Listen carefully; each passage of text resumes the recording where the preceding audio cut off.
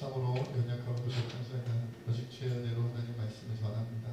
이 진리의 말씀 힘있고 능력 있게 전할 수 있도록 성령께서 충만히 역사하여 주옵소서. 모든 것 주님께 맡기옵고 감사하며 예수님의 이름으로 기도하옵나이다. 아멘. 자, 오늘은 제목부터가 좀 요상하죠? 전염죄와 비전염죄, 그렇죠? 전염병도 아니고 전염죄. 이것은 사실 제가 무슨 신학책이나 무슨 성경책에서 찾아낸 개념이 아니고 제가 성경을 읽고 묵상하다가 이 부분을 정리해서 언젠가 여러분들과 나누려고 했는데 오늘 나누게 되었어요. 이 내용이 어떤 건지 이제 조금 얘기를 부연 설명을 하자면 이런 거예요. 성경에 보면 인간이 심각하게 생각하는 범죄와 하나님께서 심각하게 여기시는 범죄가 조금 다르다라는 것을 느끼고는 합니다. 읽어보시면서 좀 느껴본 적 있으신가요? 그러니까 인간들이 크다고 생각하는 죄랑 하나님이 크다고 하는 죄가 다르다라는 거예요. 심각하게 다르다라는 거예요. 물론 이제 인간에게 있어서 가장 큰 죄는 예수님을 믿지 않는 죄죠. 하나님을 섬기지 않는 죄죠. 그럼 바로 심판받고 지옥불로 가니까. 근데 이제 오늘은 그것은 제하고 기독교인들을 포함하여 더 큰 죄, 그리고 사람이 보기에 더 큰 죄, 하나님이 보시기에 더 큰 죄를 좀 나눠서 개념 정리를 하려고 하는 거예요. 여러분이 앞으로 신앙생활을 오래 할 텐데, 그렇죠? 저보다는 오래 할 가능성이 높잖아요. 그럴 때 이 죄에 대한 개념 정리를 잘해야 신앙생활하는 훨씬 도움이 될 거다, 유익할 것이다 라는 생각이 들어요. 자, 그렇다면 하나님이 심각하게 생각하는 죄와 사람이 심각하게 생각하는 죄를 가리는 데 있어서 가장 좋은 모델링이 되는 사람이 누구냐면 제가 보기엔 다윗이에요. 다윗 하면 다 알죠? 근데 이제 배경 설명을 조금 해야 되기 때문에 좀 잘 들어주시기 바라요. 다윗의 대표적인 범죄하면 크게 두 가지로 우리가 볼 수 있을 것 같아요. 더 많지만 특별히 큰 죄라고 생각되어지는 것 두 개. 하나는 자기 부하인 우리아라는 사람의 아내를 빼앗아 자기가 동침하여 아내를 삼고 그리고 그 우리아를 죽인 일. 이것이 첫 번째 큰 죄였고요. 두 번째는 다윗의 말년에 여호와 하나님을 의지해야 되는데 그냥 하나님을 의지하지 않고 자기 인구조사, 군사들의 숫자를 계수하면서 우리가 얼마나 막강한지, 하나님 없이도 우리가 얼마나 막강한지를 인구조사했던 죄. 이게 두 번째 죄예요. 자, 여러분, 자기 부하의 아내를 간음하고, 그건 불륜이죠. 불륜이고 자기도 아내가 있고 그 여자도 남편이 있는데 불륜이잖아. 거기다가 뭐예요? 그 여자를 임신시켜놓고 임신시킨 것을 속이려고 속임수를 썼고 그리고도 안 되니까 그 남편을 살해하기까지 했어요. 자세하게 설명은 안 할게요. 그 남편을 간접적으로 죽였단 말이에요. 그런 죄와 내 군사력이 얼마나 막강한가, 하나님 없이도 내 군사력이 얼마나 막강한가 하여 인구조사를 한 죄와 여러분 생각하기에는 어느 쪽 죄가 더 커요? 어떤 죄가 더 나빠요? 첫 번째요? 그렇지. 아니, 남의 아내를 빼앗아? 이 남자가 한 짓이에요? 그 여자도 이상한 여자야. 남편이 있는데 순순히 끌려와? 그리고서는 그것도 그냥 모르는 사람의 아내가 아니라 자기 부하의 아내야. 자기 부하의 아내. 충직한 부하의 아내고 그리고서는 그 여자를 온전히 자기 것으로 빼앗고 그 여자를 임신시켰다는 사실을 숨기기 위해 그 남편을 전쟁터로 내몰아서 죽이기까지 했어요. 간접적으로. 이게 막 범죄의 아예 종합 선물 세트 아니에요? 진짜 나쁜 놈이죠, 다윗. 이런 정말 온갖 나쁜 짓은 다 했어. 그런데 이 죄와 비교할 때 어느덧 우리 이스라엘이 예전에는 다른 나라한테 맨날 혼나고 맨날 얻어맞고 했는데 다윗이 왕이 된 다음부터 부강해지고 막강해지고 군사력도 세져가지고 이제 하나님 없이도 우리 힘으로 이길 수 있지 않을까, 다른 나라를. 그래서 우리 군사가 얼마나 되는지 인구조사해서 군사의 숫자를 조사해서 몇 명이 되는지 확인하는 이 죄와 우리가 볼 때는 첫 번째 죄가 훨씬 나쁘지 않냐 이거예요. 두 번째 죄는 잘못했다고 볼 수도 있지만 인구조사한 게 죄예요? 여러분? 그렇죠? 그래서 그러면 하나님이 처벌을 어떻게 했는지 보자고요. 첫 번째, 이렇게 남의 아내를, 그것도 부하를, 아내를 빼앗고 간음하고 임신시키고 그리고서는 그 부하를 아내로 완전히 빼앗기 위해서 그 부하를 전쟁터에 내보내서 죽인 이 죄에 대한 하나님의 처벌은 뭐냐면 다윗 왕과 이 빼앗은 여자의 사이에서 낳은 첫 번째 아이가 죽는 거였어요. 이게 하나님의 처벌이었어요. 그럼 두 번째 인구조사에 대한 처벌은 뭐였는지 알아요? 전염병이 3일 동안 돌아서 이스라엘 사람 7만 명이 죽어요. 헐. 여러분 생각해보세요. 간음하고 아내를 빼앗고 살인하고 죽인 이 죄에 대해서는 하나님이 어떤 처벌을 내리냐면 그 둘 사이에 낳은 첫 번째 아이를 죽이는 거였어요. 그런데 인구조사에서 하나님을 의지하지 않고 우리 군사력으로 적들과 싸워버리라 해서 인구조사를 한 죄에 대해서는 이스라엘 사람 7만 명이 3일 만에 전염병으로 죽었단 말이에요. 하나님 보시기에 어느 죄가 더 크고 어느 죄가 더 심각하다고 느끼신 것 같아요? 두 번째 죄이지 않나요? 이해가 돼요? 왜? 그래서 제가 고민해봤어요. 이 본문은 두 가지 본문을 읽고 도대체 하나님은 왜 이쪽을 더 심각하게 처벌하셨을까? 아니 7명, 한 명 아기가 죽었는데 7명이 죽었다고 해도 놀랄 일이잖아. 근데 70명도 아니고 700명, 7,000명도 아니고 7만 명이 3일 만에 3년에 걸쳐서 7만 명이 죽었다고 해도 깜짝 놀랄 일인데 3개월 동안 7만 명이 죽었다고 해도 놀랄 일인데 3일 만에 7만 명이 죽었다니까요. 아니 도대체 하나님 왜 그러시는 거예요? Why? 이해가 안 됐어요. 그런데 말씀을 묵상하는 가운데 하나님 주신 깨달음이 그런 것 같습니다. 어쨌든 여러분 간음하고 살인하고 남의 아내를 빼앗은 것이 죄가 작다는 말이 아니에요. 오해하시면 안 돼요. 엄청나게 큰 죄죠. 그죠? 만약에 여러분 사이에 여러분 가족들이나 여러분 친척들의 주변 가운데 어떤 사람한테 여러분의 아내를 뺏기고 여러분의 남편을 뺏기고 그리고 뺏은 다음에 그것으로 성애차지 않아서 그 반대편 남편을 그 반대편 아내를 죽이기까지 했다면 그걸 작다고 할 수 있겠어요? 사형죄, 살인죄죠, 살인죄. 온갖 그렇죠? 동태기 온갖 죄를 다 뒤집었을 거 아니에요. 큰 형벌을 받을 거 아니에요. 그런데 그것에 대해서는 하나님이 아이 하나를 그들의 아이 하나를 처단하는 것으로 끝내셨는데 오히려 이 인구조사를 한 것으로는 7만 명을 죽였단 말이에요. 여러분 여기서의 근본적인 차이는 뭐냐면 다윗이 첫 번째 죄를 저질렀을 때는 그 죄가 전염되지 않았다는 데 있어요. 다윗이 왕인데 남의 아들을 빼앗고 간음하고 그리고 그 남편을 죽였네. 그것이 유행처럼 번졌을까요? 왕이 그랬으니까 우리도 하자.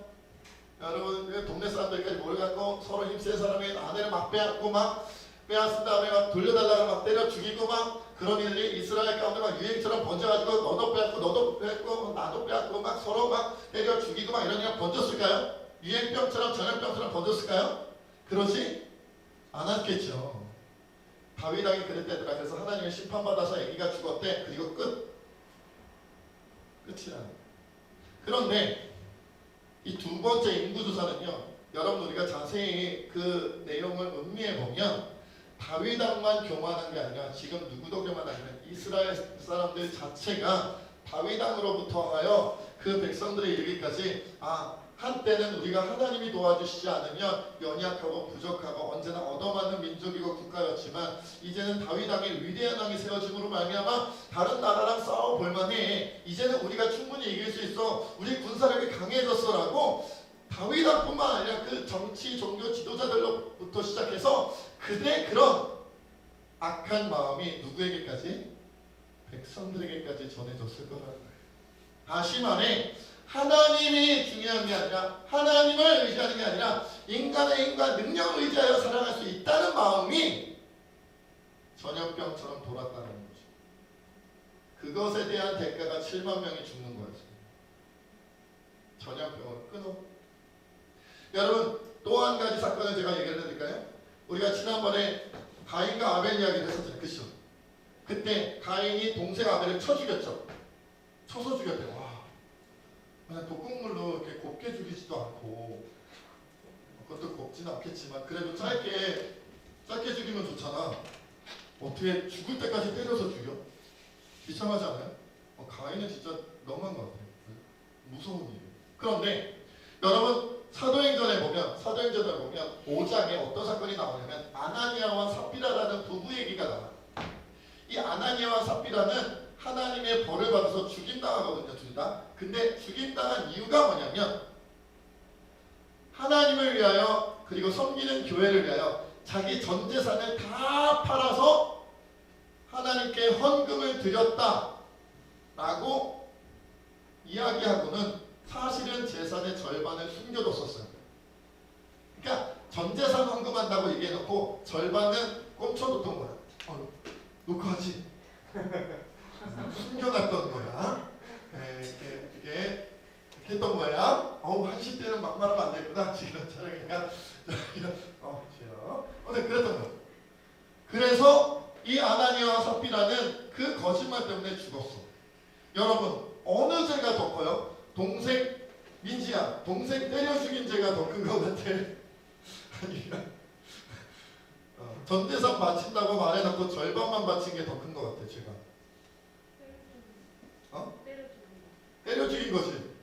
그치, 때려 죽이면 안 돼.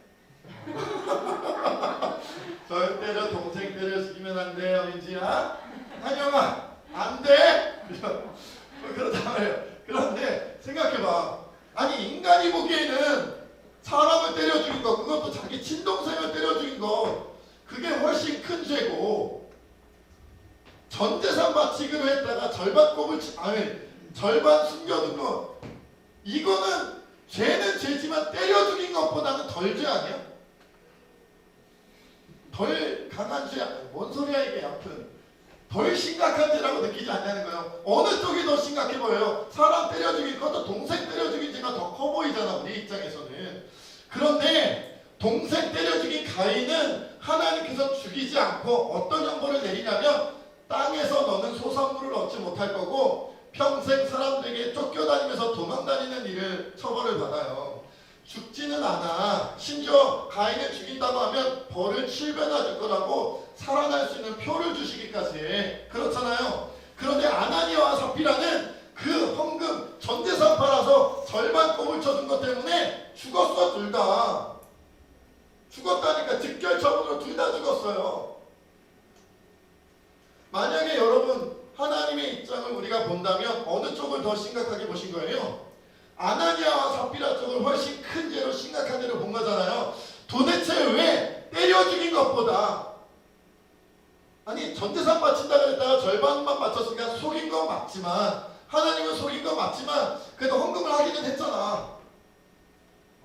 예를 들어 명성이한테 1억이 있는데 1억을 전부라고 다 바치면은 먹고 살 일이 막막하고 좀 그렇잖아. 다 주기는 좀 뭐하니까 전부 드린다라고 얘기는 했지만 5천만 원은 그냥 슬쩍 주머니에 쓰여놓고 5천만 원 헌금했으면 어쨌든 5천만 원은 한 거 아니야.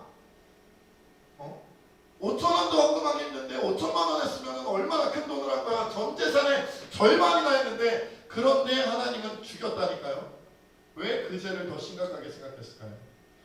왜냐하면 가인이 아벨을 때려 죽였다고 해서 유행이 되지는 않았을 거 아니에요. 야, 동생 때려 죽이는 게 요즘 유행이야. 가인 못 봐서 가인? 너도 나도 동생 막 때려.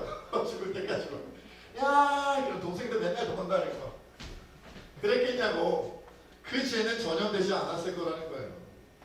그런데 아나니아와 삽비라의 죄, 하나님께 전부를 바친다고 소원하고 기도하고 약속했지만 일부를, 절반을 감춰두는 그런 죄는 아나니아와 삽비라뿐만 아니라 그 초대교회에 그런 분위기가 퍼질 수 있다는 거예요.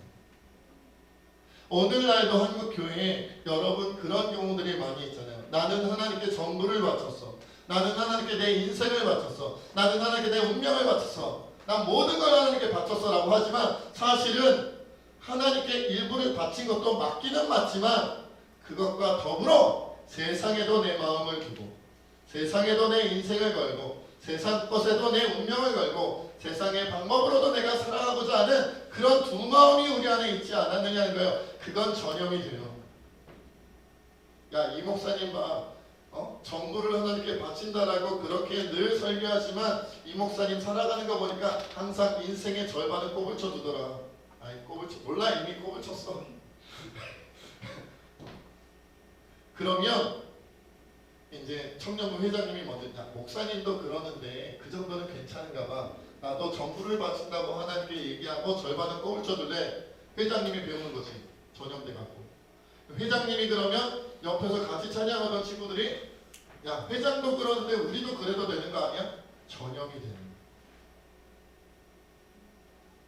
동생 때려 죽이는 건 전염이 되지 않고 유행되지 않지만 하나님을 속일 수 있을 것 같고 내 마음을 속이고 사람들을 속이는 이 일은 겉으로 드러나지 않고 고소고발당하지 않고 범법 처리가 되지 않기 때문에 얼마든지 할 수 있다고 생각하게 되고 유행이 돼요. 전염이 돼요. 어느 쪽이 영적으로 더 무섭겠느냐는 거예요. 어느 쪽이. 여러분, 그래서 제가 궁금해 생각해보니까 전염되는 죄와 전염되지 않는 죄의 아주 중요한 차이점이 공통적으로 하나 있더라고요. 대부분의 사건들에서. 그게 뭔지 알아요? 전염이 되지 않는 죄는 누가 보더라도 죄라고 인정할 만한 죄예요. 간음, 불륜, 살인, 도둑질, 누가 봐도 죄야. 세상에서도 이런 일이 벌어지고 걸리면 법의 처벌을 받아. 그렇잖아요. 그러니까 그것은 유행되지 않고 전염되지 않아요. 그거 죄가 작다는 게 아니야. 그 죄가 심각하지 않다는 게 아니라 큰 죄고 심각한 죄이지만 그 사람과 그 사람 주변의 일로 끝나버린다라는 거예요. 그런데 전염되는 죄는 사법 처리를 받지 않는 죄가 대부분이에요. 전염되는 죄들은 사법 처리를 받지 않아요. 그것 때문에 고소고발 당하지 않고 그것 때문에 형사처벌 받지 않는 죄가 대부분이에요. 어떤 거? 미워하는 거, 시기 질투하는 거, 뒷담화하는 거. 인구조사에서 내가 얼마나 교만할 자격이 있는지 교만 떠는 거. 사법 처리당해요? 배수, 너 왜 그렇게 교만해? 누가 머리 그렇게 황금빛으로 물들이고 교만하래? 경찰이 잡아가요? 네? 염색할게요! 이러면서 잡혀가지 않잖아요. 잡혀가지 않아요. 그러나 수은이가 누구 때리면 잡혀요. 그러니까 그건 전염되지 않는 거죠. 여러분, 하나님은요, 눈에 띄지 않지만 전염되는 죄가 더 크다고 보세요. 왜냐하면 공동체의 신앙을 망가뜨리기 때문에. 공동체 신앙. 그래서 오늘 본문 말씀에도 보면 이런 말씀이 있어요. 오늘 본문 말씀에 16절부터 18절까지 한번 읽어볼게요. 오늘 본문입니다. 16절 18절 시작. 화이슬 진저 눈먼 인도자여 너희가 말하되 누구든지 성전으로 맹세하면 아무 일 없거니와 성전에 금으로 맹세하면 지킬지라 하는도다. 어리석은 맹인들이여 어느 것이 크냐? 그 금이냐? 그 금을 거룩하게 하는 성전이냐? 너희가 또 이르되 누구든지 제단으로 맹세하면 아무 일 없거니와 그 위에 있는 예물로 맹세하면 지킬지라 하는도다. 이게 무슨 말이냐면 성전으로 맹세하면 안 지켜도 돼. 제단으로 맹세하면 안 지켜도 돼. 그런데 성전에 금으로 맹세하면 반드시 지켜야 하고 성전에 바쳐진 예물로 맹세하면 반드시 지켜야 돼. 이 말은 더 쉽게 말하면 하나님께 약속하고 하나님께 맹세한 것은 안 지켜도 돼. 하지만 물질이 들어가면 지켜야 돼. 재물로 얽혀있으면 지켜야 돼. 너의 재산이 걸려있으면 지켜야 되라고 말하는 거예요. 하나님을 위해서는, 예수님을 위해서는 그 맹세 지키지 않아도 돼. 그러나 물질과 재산과 너의 이익을 위해서라면 반드시 맹세를 지켜야 돼 라고 누가 가르쳤다고요? 눈먼 인도자인 서기관과 바리새인들이 그렇게 가르쳤고, 그래서 예수님이 말씀하시는 거예요. 화 있을지도 저주받을지어다. 그래서 이어서 여러분, 그들은, 바리새인들은, 서기관들은 당시에 종교적인 정치적인 지도자들이었어. 그 사람들이 신앙을 가르치는 거야. 그 사람들이 하나님을 가르치는 사람들이야. 근데 그런 사람들이 물질 만능주의에 빠져있고 기복주의에 빠져있고 이기주의에 빠져있고 자기 중심주의에 빠져있다면 그들에게 신앙을 배우고 하나님을 배운 백성들은 어떨까요? 더하면 더했지. 공동체가 망가지는 거예요. 누가 기복주의를 섬기려고 경찰이 잡아가지는 않아요. 누가 물질 만능주의를 섬기려고 형사가 잡아가지는 않아요. 그러나 하나님께는 더 큰 죄예요. 공동체를 망가뜨리기 때문에 그래요. 그래서 주님은 이렇게 말씀하십니다. 우리 13절부터 15절도 한번 읽어볼게요. 13절에서 15절입니다. 시작. 화 있을 진저 외식하는 서기관들과 바리새인들이여, 너희는 천국문을 사람들 앞에서 닫고 너희도 들어가지 않고 들어가려 하는 자도 들어가지 못하게 하는도다. 화 있을 진저 외식하는 서기관들과 바리새인들이여, 너희는 교인 한 사람을 얻기 위하여 바다와 육지를 두루 다니다가 생기면 너희보다 배나 더 지옥 자식이 되게 하는도다. 화 있을 진저 외식하는 서기관들과 바리새인들이여, 화 있을 진저 오랫동안 신앙생활하면서 목사를 해먹고 장로를 하고 원사를 하고 청년부 회장을 하고 찬양 단원을 하고 교회 청년부 리더를 하고 청소년부 리더를 하는 너희요, 너희도 천국 문을 사람들 앞에서 닫고 너희도 천국에 들어가지 않고 천국 들어가려 하는 자도 못 들어가게 하는 자다. 너희는 청년부원 청소년부원 한 사람을 얻기 위하여 바다의 육지를 두루 다니다가 생기면 너희보다 배나 더 지옥 자식이 되게 하는 존재다 라고 주님이 말씀하신 거예요. 왜? 전염되는 죄. 목사가 사람을 죽여서 그런 게 아니고요. 회장이 도둑질을 해서가 아니라 기복주의를 가르치고 물질 만능주의를 가르치고 교회에서 이기주의를 가르치고 자기 중심주의를 가르치고 하나님 중심이 아니라 인간 세속적인 가치관을 가르치고 그런 것들 때문에 전염되는 죄로 너희 모두가 망하게 생겼다는 거예요. 그 원흉이 되는 그 전염되는 죄를 퍼뜨린 지도자급에 있는 너희가 문제다라고 주님이 말씀하고 있는 거죠. 여러분, 우리는 어떤가요? 오늘 아침에 이제 주일마다 교회 올 때 저희 집사람이 요즘에 은혜 받아가지고 항상 기독교 방송을 틀어놔요.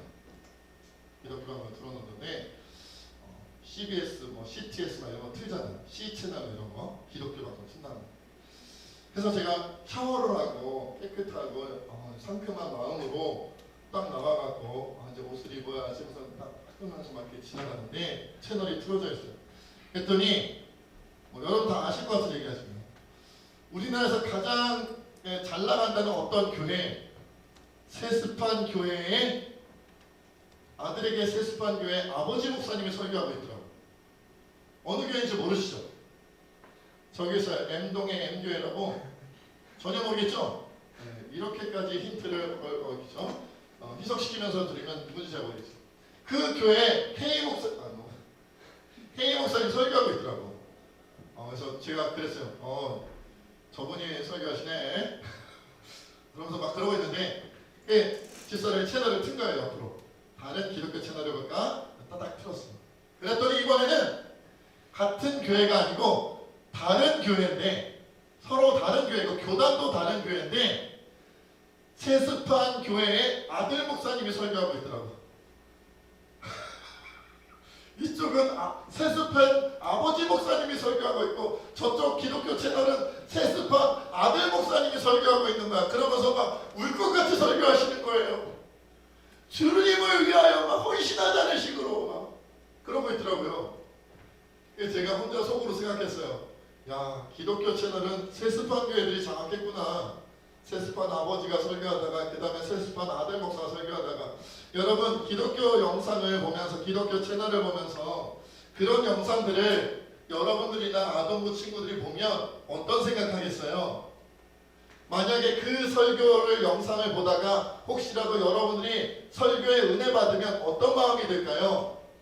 이런 마음이 들겠지요. 세습은 괜찮은 건가 봐. 저렇게 교회가 잘 되고, 세습한 교회들이 되게 큰 교회잖아. 이렇게 잘 되고, 그리고 잠깐 문제 있는 것 같더니 이제 아무도 뭐라 하지 않고, 심지어 기독교 방송의 대표격인 교회로 목사님으로 설교를 하고 이렇게 이렇게 나오고 있네.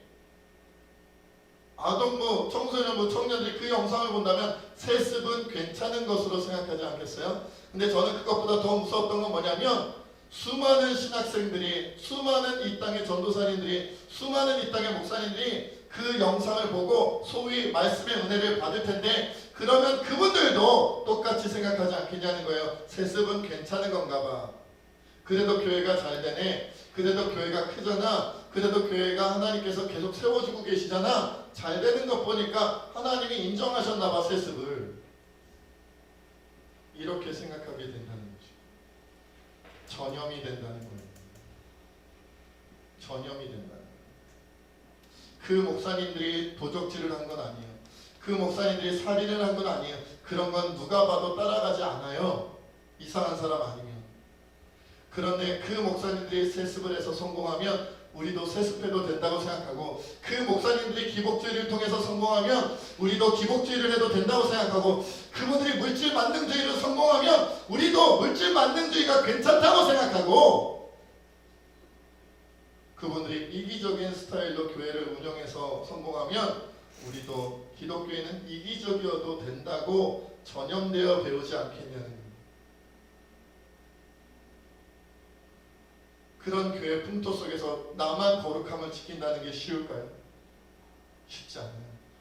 그래서 결국 그런 서기관과 바리새인들, 당시의 정치 종교 지도자들이 만들어 놓은, 그들이 가르쳐 놓은 그 이스라엘 백성들 가운데 혁명적으로 이 땅에 오셔서 오직 하나님의 뜻만을 전했던 예수님은 결국 어떻게 됐어요?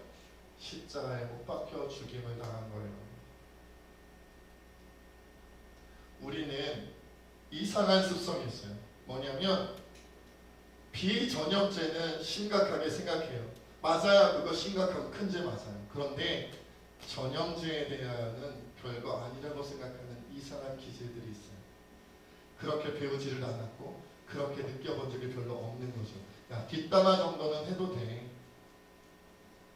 시기 질투 같은 거 해도 돼. 세상 욕심 부려도 돼. 그런 거 다 하는 거야. 목사님도 하더라, 장로님도 하더라, 선생님도 하더라, 다 하던데 우리 아빠 엄마도 교회 생활 얼마나 열심히 하는데 맨날 물질 욕심에 빠져 있더라.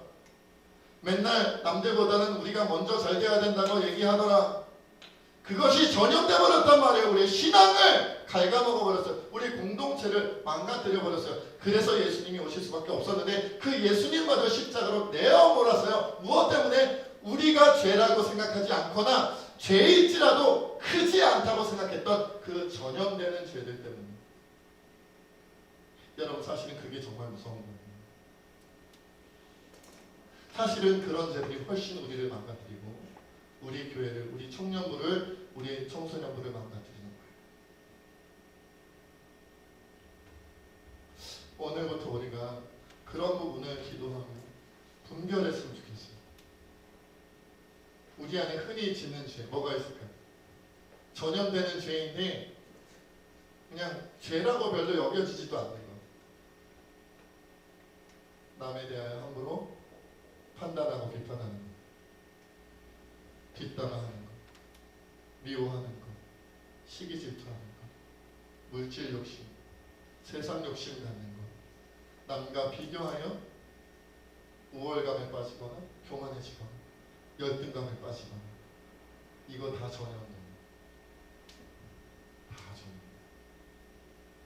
우리는 예수님을 보고 따라가는 사람들.